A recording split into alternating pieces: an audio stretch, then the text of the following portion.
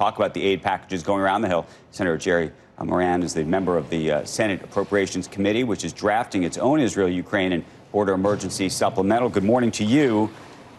Given what we just heard and the debate that's happening on the Hill, what do you think the chances are that one of these bills gets support? Well, I certainly consider it part of my responsibility to see that I do everything I can to see that a bill does pass. I think Americans should know, members of Congress should know that we are in a very challenging time in this world. Our national security is hugely important. It's our primary responsibility as a Congress, as a federal government, is to defend the nation.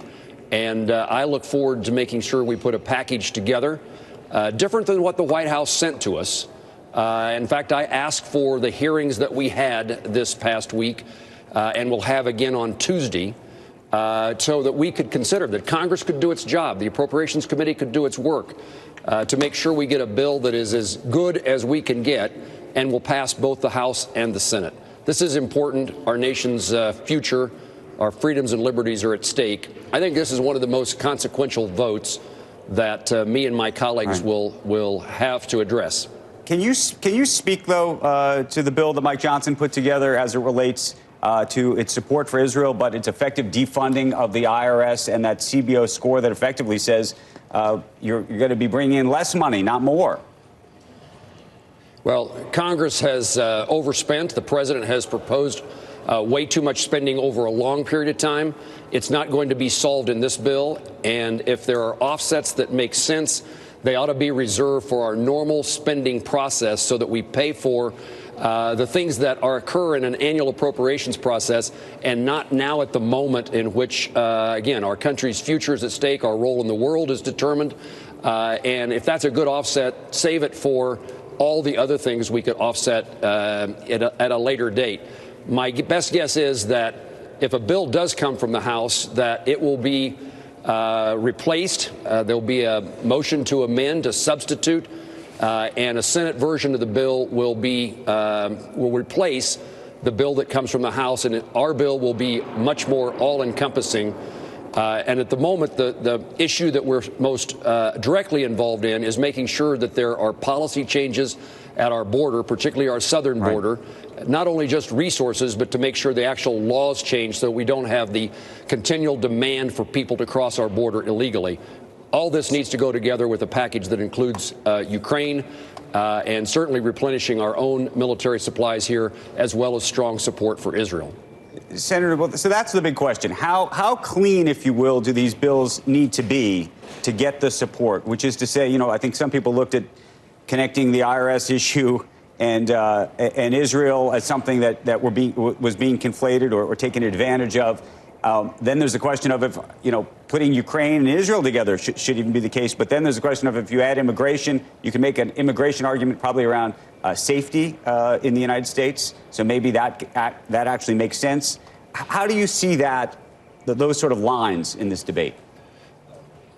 My view is that there can be more than 60 votes in the United States Senate for a package that includes all those things.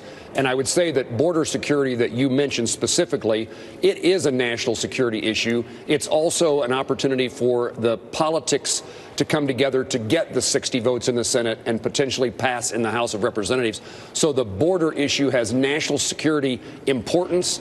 The border issue also has political opportunities for more Republicans in particular to vote for this piece of legislation, this appropriation bill. And I'm of the view that we are facing a challenge. We should not walk away from Ukraine. Republican colleagues, including me, have criticized the Biden administration for the way they came out of Afghanistan and the messages it sent to our adversaries, messages it sent to our friends that we're not committed, that we're not faithful. Boy, not doing something for Ukraine now and quickly, along with Israel, sends a message to the world that the United States can't be trusted. Senator, do you think that there's going to be a new conversation after all this, and I don't know when after all this happens, or what that even means, about entitlements, about spending on a broader level? We as a country seem to go from crisis to crisis to crisis to crisis. We never budget for a crisis of any sort, and then we spend because invariably we feel we have to. But we don't seem to find a way to offset that spending, and that conversation always seems to get kicked down the road. My role as an appropriator involves about 30% of what we spend as a federal government. And pleasing to me, we reduced this year's spending. FY24 is less than FY23. So we're bending the curve. We're headed in the right direction. But the reality is, as you say it, until we deal with so-called entitlement spending, mandatory spending, which is the other 70% of what the federal government spends, it is impossible to solve our budget deficit problems. And our economy, we talk about national security, a strong economy with a more balanced set of books is a component of our national safety, our ability to play in the world, to defend the world and our Western values. It is important, and it takes leadership. It takes a White House, it takes a president, and it takes leaders of Congress who are willing to put in the time and effort to explain to the American people why those issues must be addressed and must be addressed sooner rather than later. Senator, ultimately, to solve the debt and deficit, we are going to have to lower our costs in some meaningful way, but we probably are going to have to raise some form of revenue. Where do you stand on the idea of defunding, if you will, I don't know if that's the appropriate word, the IRS as it relates to what Mike Johnson was saying, even if that's a separate issue in terms of how that's looked at later?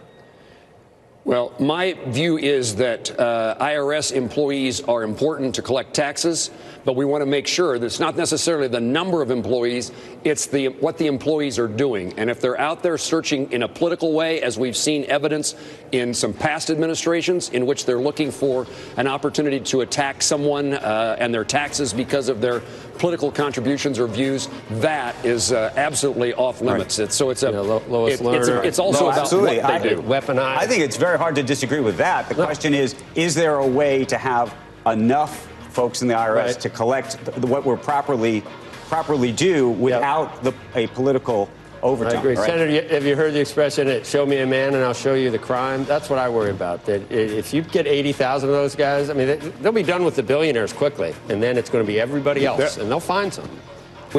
We can't have too many that they're looking for reasons to justify their existence, you know who and said particularly in a political way. The head of the Soviet secret police said, show me a man and I'll show you the crime. We don't want that.